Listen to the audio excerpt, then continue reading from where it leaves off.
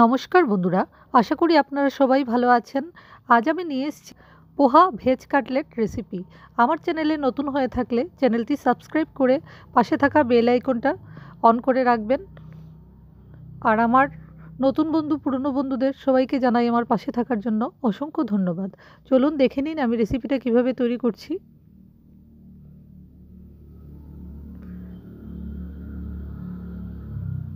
শীতের সন্ধ্যায় এরকম ভেজ কাটলেট খেতে আমাদের সবারই ভালো লাগে। আজ আমি ঘরে বানিয়ে নিলাম। এখানে নিয়েছি আমি গ্রেট করা কিছু সবজি নিয়েছি। এখানে গ্রেট করা ফুলকপি নিয়েছি, একটা গাজর নিয়েছি, দুটো কাঁচা লঙ্কা, গ্রেট করা আদা, একটা ছোট সাইজের পেঁয়াজ কুচিয়ে নিয়েছি, একটা ছোট সাইজের টমেটো নিয়েছি, বিনস নিয়েছি, কিছু কড়াইশুঁটি, আর লাগছে এখানে কুচানো ধনেপাতা।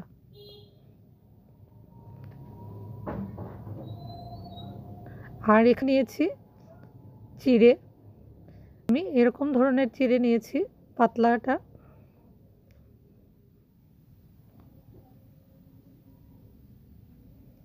চিড়ে প্রথমে আমি জলে ধুয়ে নিয়েছি। এখানে নিয়েছি বয়েল আলু। প্রথমে ফ্রাই প্যানে আমি সাদা তেল গরম করতে দিয়ে দিয়েছি এখানে হাফ চামচ গোটা জিরে, আর দিয়েছি পেঁয়াজ কুচিটা দিয়ে দিয়েছি। একটু নাড়াচাড়া করে আমি ভেজে নেব।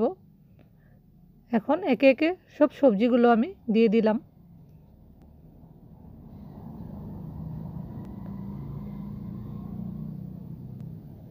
সব সবজিগুলো দিয়ে আমি ভালো করে একটু নাড়াচাড়া করে নিব। এখন দিয়ে দিব কিছু গুঁড়ো মশলা। দিয়েছি হাফ চামচ হলুদ গুঁড়ো, হাফ চামচ ধনে গুঁড়ো, হাফ চামচ জিরে গুঁড়ো, হাফ চামচ লঙ্কা গুঁড়ো, আর দিয়েছি স্বাদ মতো নুন। দিয়ে ভালো করে মিক্স করে নিব।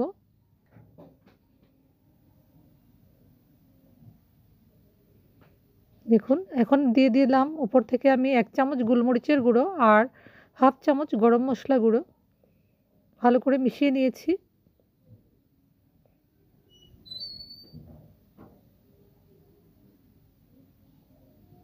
এখন আগে থেকে আমি সেদ্ধ করা আলুটাও আমি দিয়ে দিলাম, স্ম্যাশ করে রেখেছিলাম।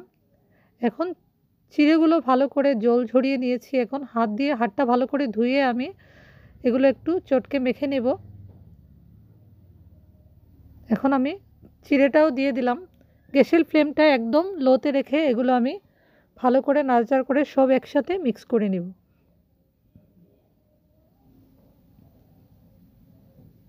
দেখুন, আমি সব মিক্স করে দিয়েছি। এখন ওপর থেকে আমি কুচানো ধনেপাতাটা দিয়ে দিলাম। এখন হাত দিয়ে এগুলোকে আমি একটা শেপ দিয়ে কাটলেটের মতো শেপ দিয়ে দিয়েছি। আপনারা যে কোনো শেপে করে নিতে পারেন। এখন আমি এখানে একটা 2 চামচ ময়দা নিয়েছি, নিয়ে একটা বেটার বানিয়ে নিব। সামান্য একটু আর 2 চামচ ময়দা দিয়ে আর সামান্য একটু জল দিয়ে বেটার বানিয়ে নিয়েছি। এখন বেটারে ডিপ করে এটাকে ব্রেড ক্রাম্বে আমি কোট করে নিয়েছি সবগুলো। দেখুন, আমার রেডি করে নিয়েছি এরকম করে। এখন এগুলোকে আমি সাদা তেলে লো টু মিডিয়ামে এগুলো আমি ভেজে নেব। বেশি আছে এগুলো ভাজতে যাবে, কাঁচা থেকে যাবে ভেতরটা, তাই আমি এটাকে একটু সময় নিয়ে ভেজে নিলাম। দেখুন, ভেজে নিয়েছি। এখন আমি এটা গরম গরম সার্ভ করে দিলাম।